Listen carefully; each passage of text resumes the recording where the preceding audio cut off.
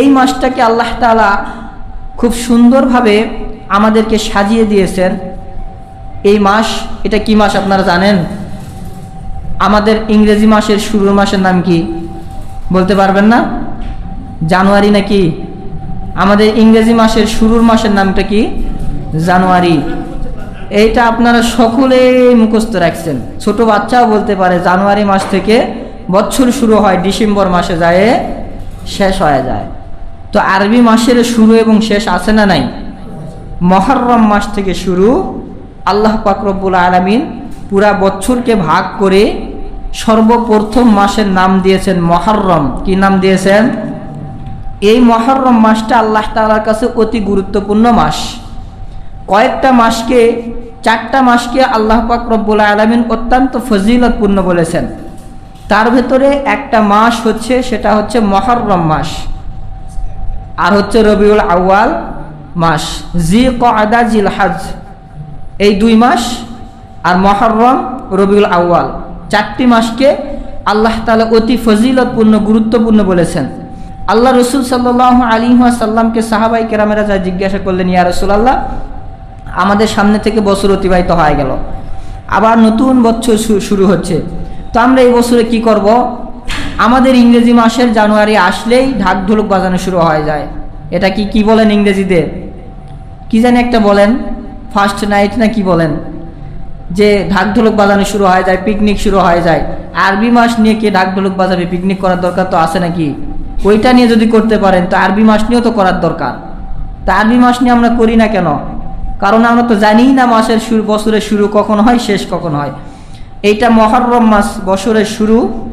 এই মাসে আল্লাহ তাআলা নিজেও আনন্দ করেছেন, নিজেও ঢাক ঢোলক বাজাইছেন। কেমনে বাজাইছেন? আল্লাহ রসুল সাল্লাল্লাহু আলাইহি ওয়াসাল্লামের কাছে ওহী নাজিল করা হলো। জিবরাইল আলাইহিমুস সালাতু ওয়াসসালাম আল্লাহর হাবিব রাসূলুল্লাহ সাল্লাল্লাহু আলাইহি ওয়াসাল্লামের কাছে আসলেন। আসার পরে ডাক দিয়ে বললেন, ইয়া রাসূলুল্লাহ, ইয়া হাবিবাল্লাহ, আল্লাহ তাআলা আপনাকে বছরের শুরু উপলক্ষে একটু আনন্দ করতে বলেছে। তা আল্লাহ রসুল সাল্লাল্লাহু আলাইহি ওয়াসাল্লাম বলেন যে আল্লাহ তো কোরআনে 2টি আনন্দের কথা বলেছেন। কয়টি আনন্দ? 2টা। একটা ঈদুল আজহা আর ঈদুল ফিতর। এই 2টা আনন্দ ব্যতীত পৃথিবীতে যত আনন্দ আছে সমস্ত আনন্দকে আল্লাহ তাআলা হারাম বলেছেন। কি বলেছেন? হারাম বলেছেন।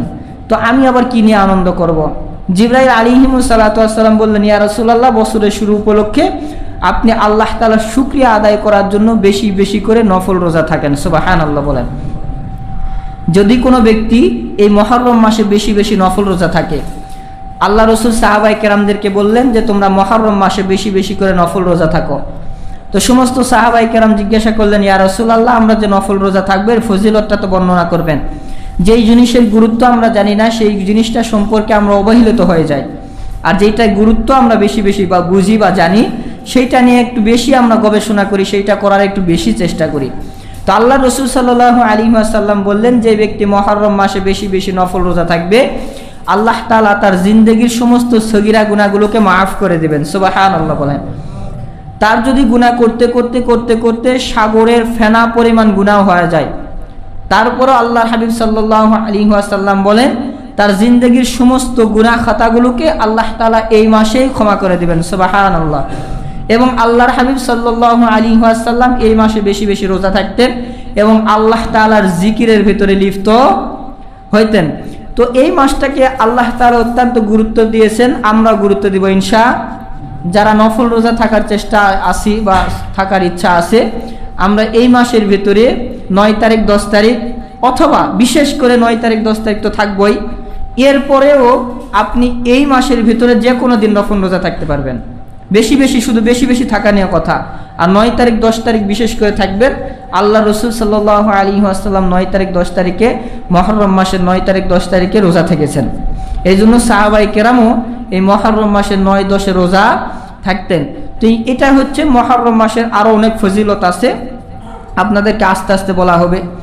তো আল্লাহ পাক রব্বুল আলামিন এই কোরআনুল কারীমটাকে আমাদেরকে নাজিল করে দিয়েছেন। আমরা এই কোরআনের তাফসীর শুনতে শুনতে সূরাতুল বাকারার 2য় নাম্বার পৃষ্ঠার ভিতরে চলে গিয়েছিলাম। এর আগেও সূরাতুল বাকারা কেন নাজিল করা হয়েছে, কিভাবে নাজিল করা হয়েছে আপনাদেরকে সুন্দরভাবে বলা হয়েছিল। তো আল্লাহ তাআলা সূরাতুল বাকারার ভিতরে 2 নাম্বার পৃষ্ঠা 10 নাম্বার আয়াত, কত নাম্বার আয়াত? 10 নাম্বার আয়াত। আল্লাহ পাক রব্বুল আলামিন এই আয়াতের ভেতরে আপনার আমার জন্য কিছু শিক্ষণীয় বিষয় সম্পর্কে কথা বলেছেন, জ্ঞান সম্পর্কে কথা বলেছেন। শুধু নামাজ পড়লে রোজা করলে আপনি আমি মুমিন হয়ে যাব এরকম কিন্তু বিষয় নয়।